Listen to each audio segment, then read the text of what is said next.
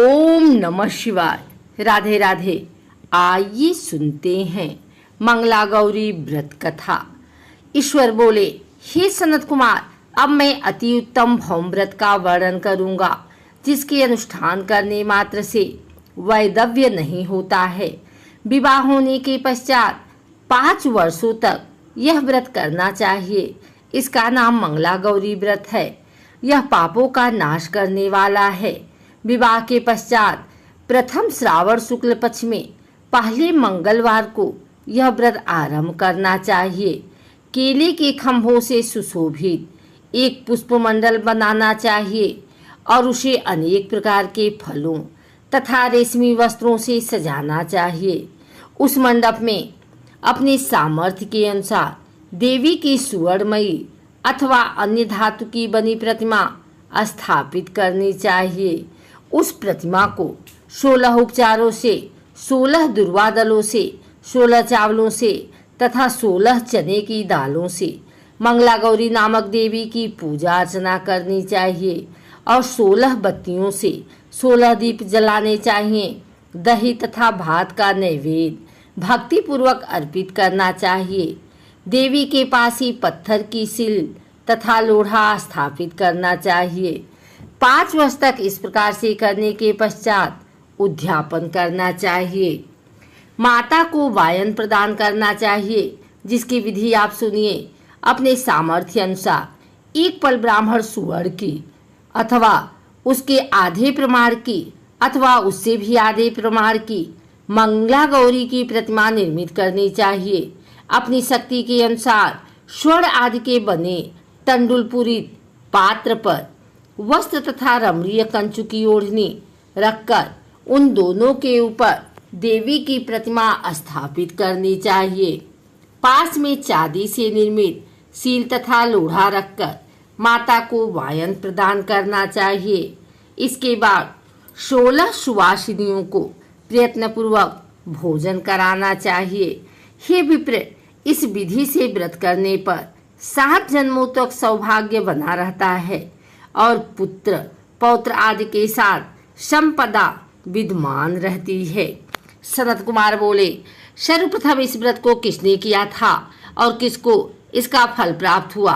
हे शंभो, जिस तरह से मुझे इसके प्रति निष्ठा हो जाए, कृपा करके वैसे ही बताएं।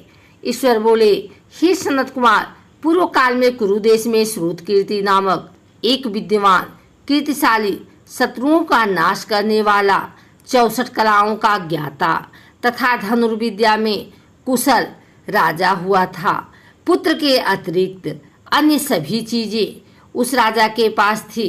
अतः वह राजा संतान के विषय में अत्यंत चिंतित हुआ और जब ध्यानपूर्वक देवी की आराधना करने लगा, तब उसकी कठोर तपस्या से देवी प्रसन्न हो गई और उससे यह वचन बोली, हे सुव्रत, वर मांगो।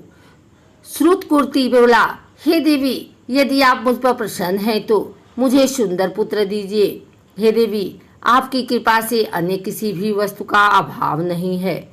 उसका यह वचन सुनकर पवित्र मुस्कान वाली देवी ने कहा, हे राजन, तुमने अत्यंत दुर्लभ वर मांगा है, फिर भी कृपावश मैं तुम्हें अवश्य दूंगी। किंतु हे राजेंद्र, सुनिए, यदि परम गुणी पुत्र चाहते हैं तो वह केवल 16 वर्ष तक जीवित रहेगा और यदि रूप तथा विद्या से विहीन पुत्र चाहते हैं तो दीर्घजीवी होगा।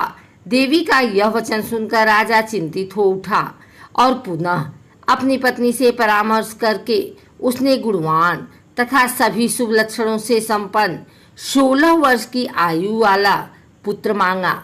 तब देवी ने भक्ति संपन्न राजा से कहा, हे नृपनंदन, मेरे मंदिर के द्वार पर आम का वृक्ष है, उसका एक फल लाकर मेरी आज्ञा से अपनी भार्या को उसे भक्षण करने हेतु प्रदान करो, जिससे वह शीघ्र ही गर्भ धारण करेगी। इसमें संदेह नहीं है।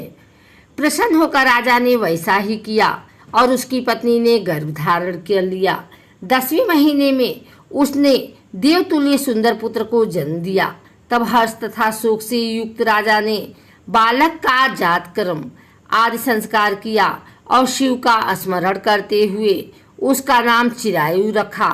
इसके बाद पुत्र के 16 वर्ष के होने पर पत्नी सहित राजा चिंता में पड़ गए और वे विचार करने लगे कि यह पुत्र बड़े कष्ट से प्राप्त हुआ है और मैं इसकी दुखद मृत्यु अपने ही सामने कैसे देख सकूंगा।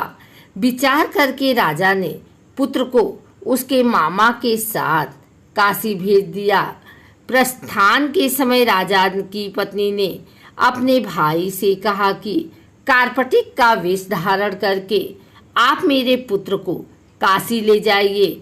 मैंने भगवान मृत्युंजय से पूर्व में पुत्र के लिए प्रार्थना की थी और कहा था कि हे विश्वेश्वर, आप जगतपति की यात्रा के लिए मैं उस पुत्र को अवश्य भेजूंगी। अतः आप मेरे पुत्र को आज ही ले जाइए और सावधानी पूर्वक इसकी रक्षा कीजिएगा। अपनी बहन की यह बात सुनकर भांजे के साथ वह चल पड़ा। कई दिनों तक चलते चलते वह आनंद नगर में पहुंचा। वहां सभी प्रकार के समृद्धियों से संपन्न वीरसेन नामक राजा रहता था। उस राजा की एक सर्वलक्षण संपन्न युवावस्था प्राप्त मनोहर तथा रूप लावण्यमयी मंगल गौरी नामक कन्या थी। सभी उपमानों को तुच्छ करके सौंदर्य अभिवृद्धि को प्राप्त कर वह कन्या किसी समय सखियों के साथ नगर के उपवन में क्रीड़ा करने के लिए गई हुई थी। उसी समय वह चिरायु तथा उसका मामा वे दोनों भी वहां पहुंच गए और उन कन्याओं को देखने की लालसा से वहीं विश्राम करने लगे। इसी बीच विनोद पूर्वक क्रीड़ा करती हुई उन कन्याओं में से किसी एक ने कुपित होकर राजकुमारी को रांडा कहा। यह कुवचन कह दिया।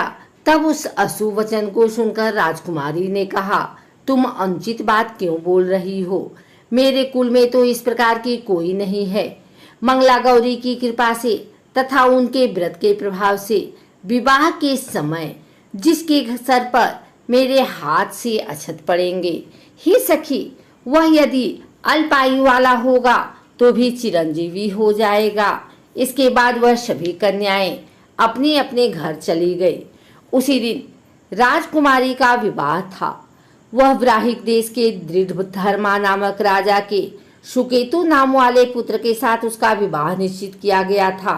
वह सुकेतु विद्याहीन, कुरूप तथा बहरा था। तब सुकेतु के साथ आए हुए उन लोगों ने विचार किया कि इस समय कोई दूसरा श्रेष्ठ वर ले जाना चाहिए और विवाह संपन्न हो जाने के बाद वहां सुकेतु पहुंच जाए। उन लोगों ने चिरायु के मामा के पास जाकर याचना की कि आप इस बालक को हमें दे दीजिए जिससे हमारा कार्य सिद्ध हो जाए। इस पृथ्वी पर परोपकार के समान दूसरा कोई धर्म नहीं है। उनकी बात सुनकर चिरायु का नाम मन ही मन बहुत प्रसन्न हुए, क्योंकि उसने उपवन में पहले ही कन्या मंगला गौरी की बात सुन ली थी। फिर भी उसने एक बार कहा कि आप लोग इसे किस लिए मांग रहे हैं? कार्य की सिद्धि हेतु वस्त्र, अलंकार आदि मांगे जाते हैं, वर तो कहीं भी नहीं मांगा जाता। तथापि आप लोगों का सम्मान रखने के लिए मैं इसे दे रहा हूँ। इसके बाद चिरायु को वहां ले जाकर उन लोगों ने विवाह संपन्न कराया। सप्तपदी आदि के हो जाने पर रात्रि में शिव पार्वती की प्रतिमा के समक्ष उस चिरायु ने हर्ष युक्त होकर मंगला गौरी के साथ शयन किया। उसी दिन चिरायु के 16 वर्ष पूर्ण हो चुके थे और अर्धरात्रि में साक्षात काल स्वरूप वहां आ गए। इसी बीच संयोगवश राजकुमारी जाग गई। उसने उस महासर्प को वहां देखा और वह भय से व्याकुल होकर कांपने लगी। तभी उस कन्या ने धैर्य धारण कर 16 उपचारों से सर्प की पूजा की और पीने के लिए उसे दूध दिया। उसने दीनता भरी वाणी में उसे सर्प की प्रार्थना तथा स्तुति की। मंगला गौरी प्रार्थना करने लगी कि मैं उत्तम व्रत को करूंगी जिससे मेरे पति जीवित रहें। ये जिस तरह से चिरकाल तक जीवित रहें, आप वैसा ही कीजिए। इतने में सर्प वहां स्थित एक कमंडलू में प्रवेश कर गया और उस मंगला गौरी ने अपनी कंचुकी से उस कमंडलू का मुंह बांध दिया। इसी बीच उसका पति अंगड़ाई लेकर जाग गया और अपनी पत्नी से बोला, हे प्रिय, मुझे भूख लगी है। तब वह अपनी माता के पास जाकर खीर, लड्डू आदि ले आई। उसके द्वारा दिए भोज्य पदार्थ को उसने प्रसन्न मन होकर खाया। भोजन के पश्चात हाथ धोते समय उसके हाथ से अंगूठी गिर पड़ी। तांबुल खाकर वह पुनः सो गया। इसके बाद मंगला गौरी कमंडलू को फेंकने के लिए जाने लगी। विधि की कैसी गति है कि उस कमंडलू से बाहर की ओर जगमग करती हुई हार कांति को देखकर वहां आश्चर्यचकित हो गए। घट में स्थित उस हार को उसने अपने कंठ में धारण कर लिया। इसके बाद कुछ रात शेष रहते चिरायु का मामा आकर उसे ले गया। इसके बाद बरपच के लोग सुकेतु को वहां ले आए।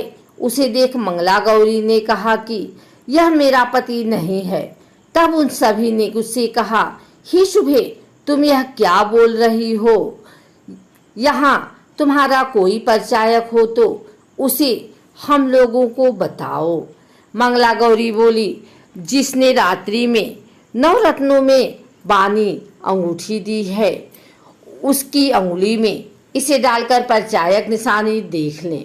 मेरे पति ने रात्रि में मुझे जो उपहार दिया था उसके रत्नों का समुदाय कैसा है, इस बात को यह बताएं। यह तो कोई अन्य ही हैं। इसके अतिरिक्त रात्रि में सीते समय उनके पैर कुमकुम से लिप्त हो गए थे। वह मेरी जांच पर अब भी विद्यमान है। उसे आप लोग शीघ्र देख रहे हैं। साथ ही रात में परस्पर भाषण तथा भोजन आदि जो कुछ किया गया था उसे भी यह बता दे। तब यह निश्चय ही मेरा पति है। इस प्रकार उसका वचन सुनकर सभी ठीक है कहने लगे। जब एक भी बात ना मिली तब सुकेतु को उसका पति होने से निषिद्ध कर दिया और वर पक्ष वाले जिस तरह से आए थे उसी तरह से चले गए। उसके बाद अपने वंश को बढ़ाने वाले महान यश से संपन्न तथा परम मनस्वी मंगला गौरी के पिता ने अन्य पान आदि का शस्त्र चलाया। उन्होंने बट वृक्ष का तुरंत वृतांत कानो कान सुना लिया और संकल्प स्वरूप कुरूप होने के कारण लोगों के द्वारा किसी अन्य को वर के रूप में आदरपूर्वक लगा लाया गया तथा उन्होंने अपनी कन्या को पर्दे के भीतर बिठा दिया।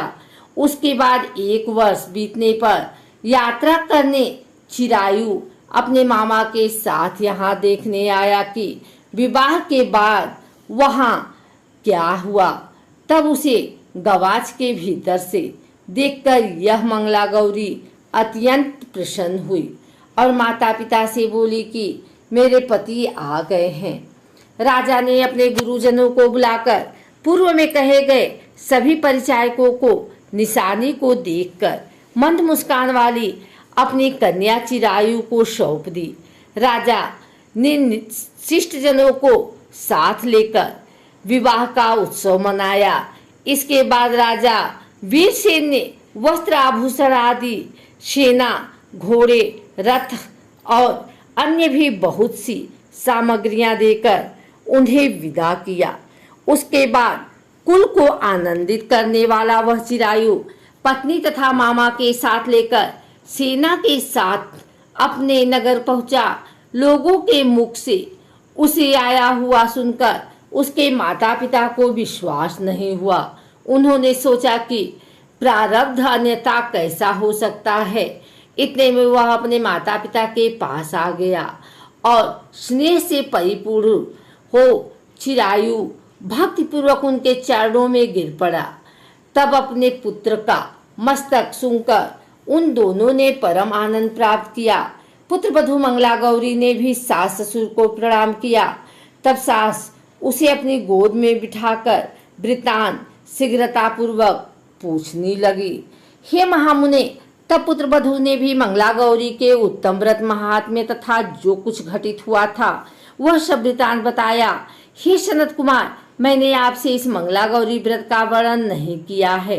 दिया जो कोई भी इसका श्रवण करता है अथवा जो इसे कहता है उसके सभी मनोरथ पूर्ण हो जाते हैं, इसमें संदेह नहीं है। सूत जी बोले, हे ऋषियों, इस प्रकार शिव जी ने मुस्कुरा करके मंगला गौरी व्रत बताया और उन्होंने सभी कार्यों को पूर्ण करने के लिए कहा। यह सुनकर महान आनंद प्राप्त हुआ।